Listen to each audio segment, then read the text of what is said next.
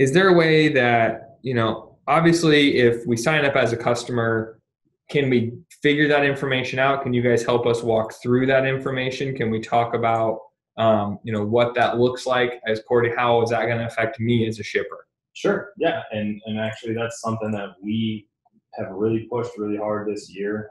We were the only ones out there talking about it. We know the carriers do their general rate increases every single year. So as soon as FedEx made their announcement in mid-September, we'd already had the logic from our machine learning and everything put in place that we started running all of our clients' data through there and telling them what their true impact was. Everybody hears about the 4.9. Well, what's behind the 4.9 is what Michael's going to show you right here. And this is our FedEx GRI impact analysis that we've already released, and we're actually in the process of rolling out our UPS general rate increase impact analysis right now. Yeah, so what this is we use our simulation engine here to actually take a customer's historical package data and run it against what FedEx and UPS have announced for the general rate increase. And so that allows us to look and see exactly what is going to, what that change is going to be for the customer. Mm-hmm. So we break it down by things like base charge impact, surcharge impact, but we go really granular here. So we look at service type, detail as well. So like old charges and new charges. And we also look at top 5 cost per package, impacted combinations. This is something that can be really powerful because what we're able to do here, we incorporate weight bands and zones as well. Mm-hmm. So if we're seeing a really big percentage or dollar impact over here, this would be a way for customers to start looking at mitigation opportunities outside of renegotiating their contract. So maybe they just renegotiated or they don't want to do that. So they can say, well, maybe I don't need to send everything 2-day commercial in the 1 to 5 weight band. I can maybe do it 3-day. Or maybe I'm going to experience such a big increase that I can now ship my 2 days for the same price, ship them 1 day. Mm-hmm.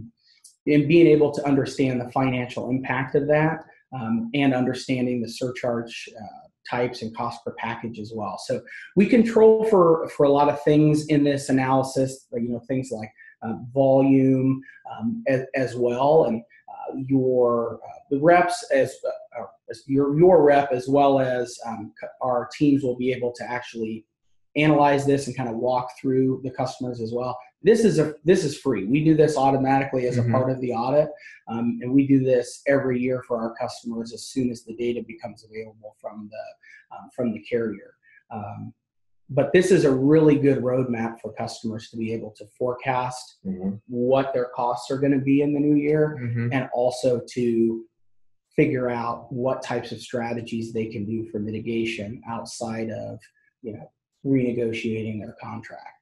Right. 2 of the biggest things that we're seeing hit, one from each of the carriers. FedEx this year is going to start dimming their smart post packages. That's something that they hadn't done before. So clients that utilize that service and thought that they were getting good cost savings are going to see a significant impact next year because of that change.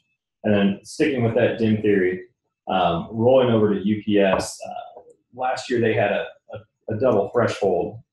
Above 1728 cubic inches, if your box was bigger than that, you got a 139 dim divisor. And if you were below that, you were at 166. Well, now they're just running to a straight 139 for all packages next year. So running off that standard, if you had smaller packages that were light, you'd look to see probably a pretty big weight shift on some of those packages, which is going to bump your costs up significantly. Well, and we talk about the dim divisor, and I know that maybe kind of foreign language, but that also looks at how big's the box that you're shipping something. I mean, I can't tell you. We had a previous customer that ran into an issue where they had switched from UPS to FedEx, and based on the different dim divisors between the 2 companies, their boxes were an inch too large. And they took, even though their discount looked better switching over to FedEx, they actually took over $250,000 increase in their spend because of something that is very, minor like that. So I bring that kind of stuff up because it's important. People are like, oh, I ship the same size package forever. It is something to think about.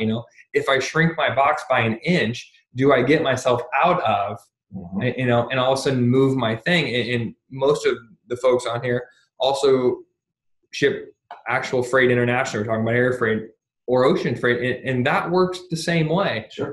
If you have 10 cubic meters, that's a different price than if you have 9.5. And a lot of the times, the only difference is the box size. Yep. The cargo will have to fit in 8, but just because of the size of the boxes. And so, I think there's a lot of that to be said about something like this. So, how often do you think is a good idea that maybe you would even try to renegotiate that contract? Do you only sign a 1 year? Do you sign a longer term commitment? What do you see inside of just what some of the more samples are and things like that? So when I would advise that everyone is reviewing their contract every 12 to 18 months at a minimum. Okay. The biggest and the baddest companies out there are already doing this every 12 to 18 months because once you start to hit 20, 24 months, you're probably behind the curve.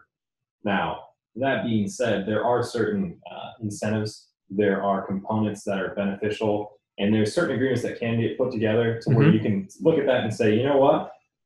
I've been a UPS person for so long. I'm always going to be a UPS person. My customers require it. And, these options that they're giving us, I'm comfortable signing a 3-year term and getting a little bit better deal. And I do have clients that are like that. And we see the benefits. You just have to keep in mind that the carriers are going to increase rates every year. They're going to, add surcharges. They're going to change the thresholds. They're going to do these things because they're a public company. They've got thresholds to hit. So you got to be forecasting what that deal is going to give you 36 months down the road versus, what it's going to give you 12 months down. Right.